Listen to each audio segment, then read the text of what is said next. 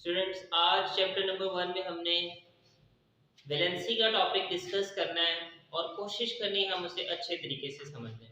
Valency का topic हमारे लिए बहुत ही अहमियत का हामिल है क्योंकि ये पूरी बुक में बहुत ज़्यादा जगह पे यूज़ होता है।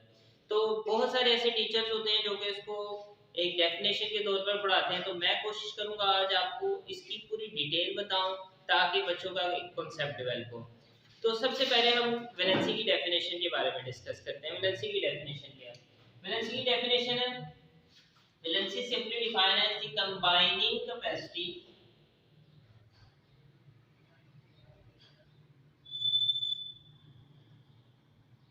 of element to another element. It depend upon the number of electrons present in outermost shell. Valency हमारे पास एक एलिमेंट की दूसरे एलिमेंट के साथ जुड़ने की जो कैपेसिटी है उसे कहते हैं। अब ये डिपेंड किस पे करता है कि जितने नंबर ऑफ इलेक्ट्रॉन उनके आउटर मोस्ट शेल में पाए जाते होंगे उस हिसाब से उसकी वैलेंसी होगी। अब कितने नंबर ऑफ इलेक्ट्रॉन कौन से ग्रुप में पाए जाते हैं, तो हम पीरियोडिक टेबल को ही कुछ ग्रुप्स को लेते हैं।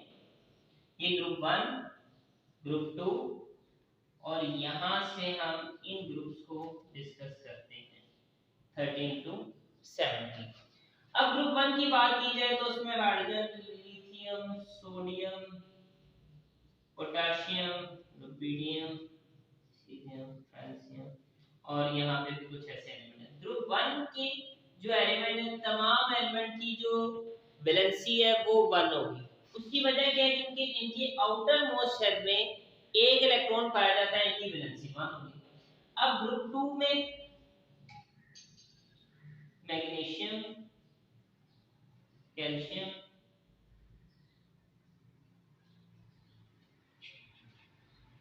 अब ग्रुप 2 के कुछ एलिमेंट्स हैं, उनकी वैलेंसी 2 होगी क्योंकि उनके आउटर मोस्ट शेल में 2 इलेक्ट्रॉन पाए जाते हैं। इसी तरह ग्रुप 13 की बात की जाए, 14 की बात की जाए, तो यहाँ तक कि जो तमाम एलिमेंट है इनके जितने आउटर मोस्ट शेल में इलेक्ट्रॉन होंगे उनकी वैलेंसी उतनी होगी। जैसे कि 13 की 3 होगी, 14 की 4 होगी। यहाँ एक और बात आती है कि क्या 15, 16 और 17 जो ग्रुप है उनकी वैलेंसी 5, 6 और 7 होगी? ऐसा बिल्कुल नहीं। हमने एक स्टैंडर्ड हमारे पास है कि किसी भी एलिमेंट में जो आउटर मोस्ट शेल में अगर 8 इलेक्ट्रॉन हो तो वो स्टेबल हो जाता है, यानी उसका ऑक्टेट पूरा हो गया तो स्टेबल हो गया। यहाँ पे जो ग्रुप 1, ग्रुप 2, ग्रुप 3, ग्रुप 4 की बात जो हमने की, इसकी वैलेंसी थी 1, 2, 3 एंड 4 थी। बट आगे हम 15, 16, 17 जो ग्रुप है उनमें ऐसे नहीं कहेंगे कि जितने इनके आउटर मोस्ट शेल में इलेक्ट्रॉन है उनकी वैलेंसी उतनी होगी। हम देखते हैं कि एक स्टैंडर्ड 8 है, ठीक है। अब इस 8 को पूरा करने के लिए कितने इलेक्ट्रॉन की जरूरत है? 3। इस 8 को पूरा करने के लिए कितने इलेक्ट्रॉन की जरूरत है? 2। इस 8 को पूरा करने के लिए कितने इलेक्ट्रॉन की जरूरत है? 1। इट्स मीन जो 15, 16 और 17 है उनकी वैलेंसी क्या होगी? 3, 2, 1। इट्स मीन के ऑक्टेट पूरा करने के लिए जितने इलेक्ट्रॉन की जरूरत होगी उनकी वैलेंसी भी उतनी होगी। जबकि ग्रुप 1, 2, 3 एंड 4 में जितने आउटर मोस्ट शेल में इलेक्ट्रॉन पाए जा रहे हैं उस हिसाब से उनकी वैलेंसी होगी।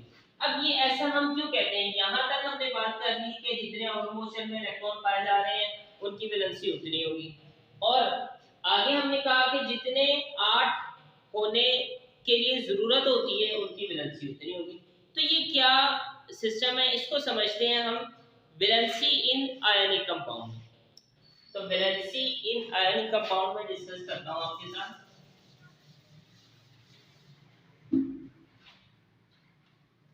वैलेंसी इन आयनिक कंपाउंड। अब वैलेंसी इन आयनिक कंपाउंड, इसकी डेफिनेशन पहले देखते हैं, उसके बाद हम समझेंगे इसकी एग्जांपल्स के through. Valency is the number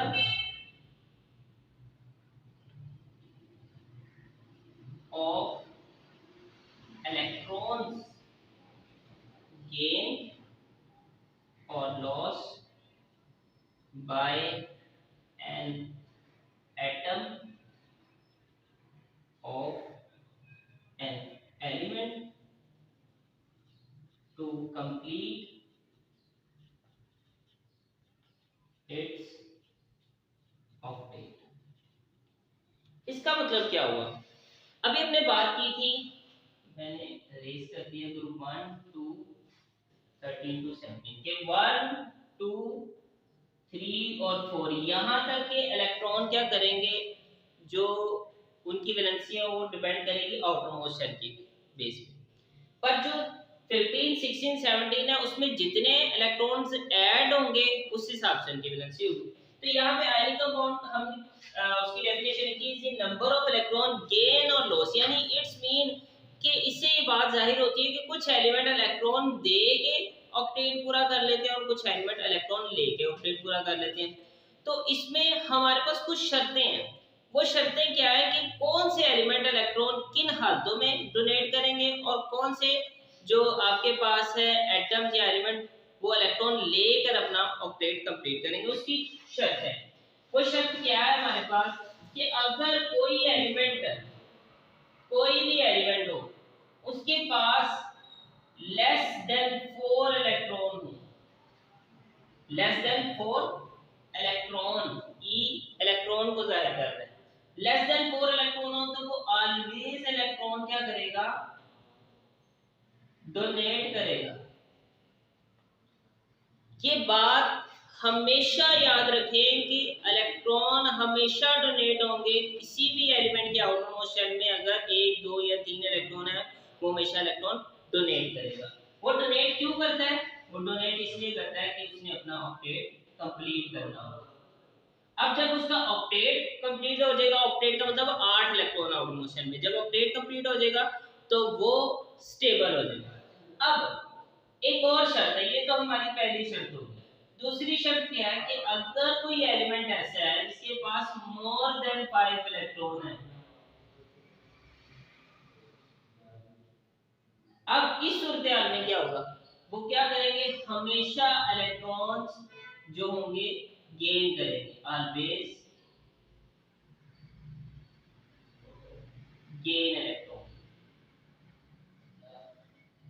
two complete its octet. अच्छा, ये बात हमारी कंप्लीट हुई कि गेन और लॉस किस सूरत-ए-हाल में होता है। गेन तब होता है जब मोर देन 5 इलेक्ट्रॉन हो, और इलेक्ट्रॉन लूज कब होते हैं, जब लेस देन 4 इलेक्ट्रॉन। अब कौन से ऐसे एलिमेंट होंगे जो इलेक्ट्रॉन लूज करते हैं और कौन से ऐसे एलिमेंट होंगे जो इलेक्ट्रॉन गेन करते हैं, तो कुछ एग्जांपल लेते हैं। अब मैं एग्जांपल लेता हूं लेस देन 4 इलेक्ट्रॉन की, कोई सी एग्जांपल लेता हूं। तो सोडियम बेस्ट एग्जांपल है, आपको इजीली समझ आ जाएगी। सोडियम के आउटर मोस्ट शेल में 1 इलेक्ट्रॉन होता है। अब बात स्टूडेंट ये पूछते हैं कि सर हमें कैसे पता लगेगा कि इसके आउटर मोस्ट शेल में 1 इलेक्ट्रॉन है। तो सिंपल हम उसकी इलेक्ट्रॉनिक कॉन्फ़िगरेशन कर देते हैं। इलेक्ट्रॉनिक कॉन्फ़िगरेशन एटॉमिक नंबर की बेस पे होती है। तो एटॉमिक नंबर 11 है तो ये 1s2 2s2 2p6 3s1 2 4 और 6 10 और 11, यानी ये इसका आउटर मोस्ट शेल है। आउटर मोस्ट शेल में कितने इलेक्ट्रॉन है, 1 है। तो इलेक्ट्रॉन लेस देन 4 हुए तो हमेशा इलेक्ट्रॉन डोनेट होगा। डोनेट इसलिए होगा उन्होंने अपने ऑक्टेट कंप्लीट करना होता है, कंप्लीट ऑक्टेट। अब इसके आउटर मोस्ट शेल में 1 इलेक्ट्रॉन है तो ये हमेशा इलेक्ट्रॉन क्या करेगा, डोनेट करेगा। अब हम मोर देन 5 वाले की एक एग्जांपल ले लेते हैं ताकि आपको वो भी समझ आ जाए।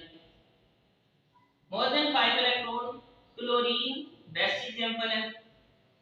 अब क्लोरीन की बात करें तो क्लोरीन के आउटर मोस्ट शेल में 7 इलेक्ट्रॉन्स होते हैं। अब इसकी वैलेंसी 7 नहीं है। हमने बात क्या की थी, अगर किसी के आउटर मोस्ट शेल में मोर देन 5 इलेक्ट्रॉन हो तो वो अपना ऑक्टेट कर कंप्लीट करने के लिए जितने इलेक्ट्रॉन की जरूरत होती है उसकी वैलेंसी उतनी होगी। तो अब देखें इसकी इलेक्ट्रॉनिक कॉन्फ़िगरेशन करके आपको पता लगेगा कि इसमें 7 इलेक्ट्रॉन किस तरह है, 1s2 2s2 2p6 3s2 3p5। अब बाद बच्चे इसको आउटर मोस्ट शेल मान लेते हैं, पर आउटर मोस्ट शेल के हमारे जो 3 वाला सारा जो शेल है ये सारे आउटर मोस्ट शेल के लगे, इसमें कि ये वाला 3 और ये वाला 3 इसके बीच में ही है। अब ये देखिए कि 2 ये वाला सब शेल के पास है और 5 इस सब शेल के पास है। 2 और 5 कितने हो गए, 7। तो क्लोरीन के आउटर मोस्ट शेल में कितने इलेक्ट्रॉन है, 7 इलेक्ट्रॉन है। अब शर्त ये थी कि 5 से ज्यादा इलेक्ट्रॉन अगर होंगे तो इलेक्ट्रॉन गेन किए जाएंगे। गेन इसलिए करते हैं क्यों, ऑक्टेट कंप्लीट करना होता है। अब ये बात तो हमारी कंप्लीट होगी कि कुछ ऐसे एलिमेंट होते हैं जो इलेक्ट्रॉन देकर ऑक्टेट कंप्लीट कर लेते हैं, कुछ इलेक्ट्रॉन लेके कंप्लीट करते हैं। जैसे कि अगर मैं बात करूं यहाँ पे ये जो एक इलेक्ट्रॉन यहाँ से डोनेट हुआ होगा ये सोडियम का, ठीक है, ये सोडियम का एक इलेक्ट्रॉन अगर इस क्लोरीन के पास जाता है तो क्लोरीन के ये 8 इलेक्ट्रॉन पूरे हो गए। और अब ये वाला जो इलेक्ट्रॉन डोनेट कर दिया हुआ है सोडियम का ये तो रिमूव हो गया, ये तो डोनेट हो गया, तो बाकी अब आउटर मोस्ट शेल कौन सा क्या रहेगा, ये 2 वाला क्या रहेगा। अब 6 और 2 8, इसका भी अपडेट कंप्लीट हो गया। जब सोडियम ने एक इलेक्ट्रॉन डोनेट किया, डोनेट करने से सोडियम के ऊपर पॉजिटिव चार्ज आ गया और जो इसने एक्सेप्ट किया तो एक्सेप्ट करने पे नेगेटिव चार्ज आ गया। जब पॉजिटिव और नेगेटिव चार्ज आपस में एक दूसरे को अट्रैक्ट करते हैं तो आपके पास सोडियम क्लोराइड बनती है, ये हमारे पास क्या है, सॉल्ट।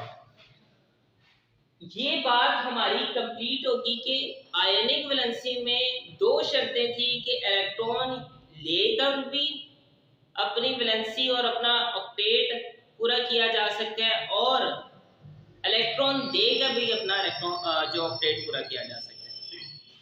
अब एक और 2 बात जो कि मुझे याद आ रही है, हमेशा याद रखिएगा कि जो इलेक्ट्रॉन डोनेट करते हैं वो मेटल्स होते हैं। मेटल की प्रॉपर्टी ही ये है कि मेटल के पास फ्री स्टेट में इलेक्ट्रॉन होते हैं और इलेक्ट्रॉन डोनेट कर देते हैं, और मेटल हमेशा ही इलेक्ट्रॉन डोनेट करते हैं। और नॉन मेटल की बात करें तो नॉन मेटल हमारे पास हमेशा इलेक्ट्रॉन एक्सेप्ट करते हैं। तो यहाँ पे मेटल्स जिनके पास लेस देन 4 इलेक्ट्रॉन है वो हमेशा इलेक्ट्रॉन डोनेट करेंगे। ये बात बहुत ही वाज़ेह तौर पर आपने याद रखनी है कि मेटल हमेशा इलेक्ट्रॉन डोनेट करेंगे और जो नॉन मेटल है वो इलेक्ट्रॉन क्या करेंगे, एक्सेप्ट करेंगे। मेटल और नॉन मेटल के नतीजे में जो आपके पास कंपाउंड या जो आपके पास बॉन्डिंग बनती है उस बॉन्डिंग हम आयनिक बॉन्डिंग कहते हैं। तो हमारा आज का टॉपिक भी वैलेंसी को आयनिक कंपाउंड में डिस्कस करने का था कि हम वैलेंसी को आयनिक कंपाउंड में डिस्कस करते हैं और समझते हैं। उम्मीद है आपको ये वाला समझ आ गया होगा आयनिक कंपाउंड का। नेक्स्ट हम बात करते हैं कि क्या वैलेंसी को हम कोवलेंट कंपाउंड में समझ सकते हैं। तो ये बहुत ही आसान है, हम कोवलेंट कंपाउंड की एक एग्जांपल ले लेते हैं ताकि आपको इसका भी अच्छे तरीके से समझ आ जाए कि वैलेंसी क्या है, कोवलेंट कंपाउंड। अब इसकी डेफिनेशन क्या है,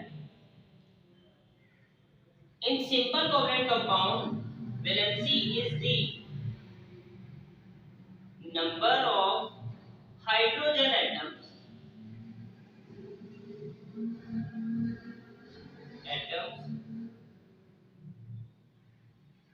which combine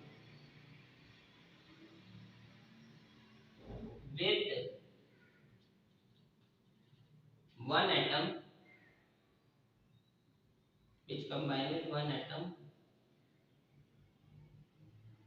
of that element।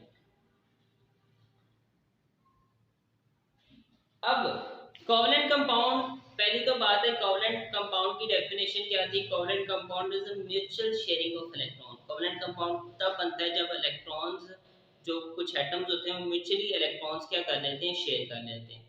तो यहाँ पे कुछ एलिमेंट ऐसे होते हैं जहाँ पे उनको अगर कोई इलेक्ट्रॉन कंप्लीटली डोनेट नहीं कर रहा, तो बाज दफा वो अपना पेट पूरा करने के लिए किसी ऐसे एलिमेंट को या किसी ऐसे एटम को तलाश करते हैं जिससे उसकी ज़रूरत भी पूरी हो जाए और उसकी अपनी ज़रूरत भी पूरी हो जाए। तो यहाँ पे म्यूचुअल शेयरिंग ऑफ इलेक्ट्रॉन के नतीजे में जो आपके पास कंपाउंड बनता है वो हमारे पास कोवलेंट कंपाउंड है। यहाँ अगर हम बात करें कोवलेंट कंपाउंड की वैलेंसी को देखने के लिए, तो is the number of hydrogen atom which combine with one atom of that element, कि जितने नंबर ऑफ हाइड्रोजन बॉन्ड्स बने होंगे उस एलिमेंट की वैलेंसी भी उतनी होगी। तो कुछ एग्जांपल लेते हैं हम, जैसे कि मैं एग्जांपल लेता हूं क्लोरीन की। मैं एग्जांपल आपको oxygen, nitrogen and carbon. Chlorine की वैलेंसी 1 2 3 4। अब हम इसको कोवलेंट कंपाउंड के हिसाब से डिस्कस कर रहे हैं। वो कैसे है, अब आपको बताता हूं कि क्लोरीन की वैलेंसी 1 2 3 और 4 कैसे है। अब हमने नंबर ऑफ हाइड्रोजन बॉन्ड्स देखने हैं कि क्लोरीन के आउटर मोस्ट शेल के लिए हमें सिर्फ एक इलेक्ट्रॉन की जरूरत होती है, कि उसका एक इलेक्ट्रॉन 2 4 6 और 7, ये हमारे पास क्या हो गया, हाइड्रोजन। हाइड्रोजन के आउटर मोस्ट शेल में एक इलेक्ट्रॉन होता है। अब अगर इसको एक इलेक्ट्रॉन मिल जाए तो इसका ऑक्टेट पूरा हो जाएगा, यानी 8 इलेक्ट्रॉन पूरे हो जाएंगे। और अगर हाइड्रोजन को एक इलेक्ट्रॉन मिल जाए तो उसका डुप्लेट पूरा हो जाएगा। तो ये क्या करते हैं, आपस में इलेक्ट्रॉन्स क्या कर लेते हैं, शेयर कर लेते हैं। जब ये बॉन्डिंग क्रिएट करेंगे तो बॉन्डिंग क्रिएट करने से इनकी जो आपस की जो जरूरत है पूरी हो जाएगी और ये हमारे पास क्या होगा, एक हाइड्रोक्लोरिक एसिड बन जाएगा। सेकंड, हम मीथेन की बात करते हैं। कार्बन की बात करते हैं। कार्बन के आउटर मोस्ट शेल में 4 इलेक्ट्रॉन्स होते हैं। अब इसको 4 और की जरूरत है, तो ये क्या करेगा, एक ये हाइड्रोजन, एक ये हाइड्रोजन, एक ये और एक ये हाइड्रोजन के साथ बॉन्डिंग क्रिएट करेगा और कार्बन का भी ऑक्टेट और हाइड्रोजन का भी डुप्लेट इस तरह पूरा हो जाएगा। ये हमारे पास मीथेन गैस बनती है, CH4 मीथेन। ये वो गैस है जो हम घरों में चूल्हा जलाने के लिए इस्तेमाल करते हैं। तो इस तरह आयनिक कंपाउंड में भी हमने वैलेंसी को डिस्कस किया और कोवलेंट कंपाउंड में वैलेंसी को डिस्कस किया। कुछ एलिमेंट जो होते हैं एक से ज्यादा वैलेंसी भी शो करते हैं। वो एलिमेंट्स कौन से होते हैं और वो वैलेंसी कौन सी होती है, उस वैलेंसी को हम कहते हैं वेरिएबल वैलेंसी। अब इसकी डेफिनेशन की तरफ जाते हैं, तो इसकी डेफिनेशन सिंपल है, some element show more than one valency is called variable valency. यानी ऐसे एलिमेंट भी पाए जाते हैं जो कि एक से ज्यादा वैलेंसी शो करें। ऐसे एलिमेंट जो एक से ज्यादा वैलेंसी शो करते हैं उसे हम क्या कहते हैं, वेरिएबल वैलेंसी। अब वो कौन से ऐसे एलिमेंट है, जैसे कि अगर हम बात करें, जो एग्जांपल देता हूं, FeSO4, इसे कहते हैं हम फेरस सल्फेट। अब फेरस सल्फेट में वैलेंसी ऑफ आयरन कितनी है, 2। एक और है हमारे पास जिसमें हम कहते हैं फेरिक सल्फेट, इसका फार्मूला है Fe2SO4 3। अब इसे हम कहते हैं फेरिक सल्फेट।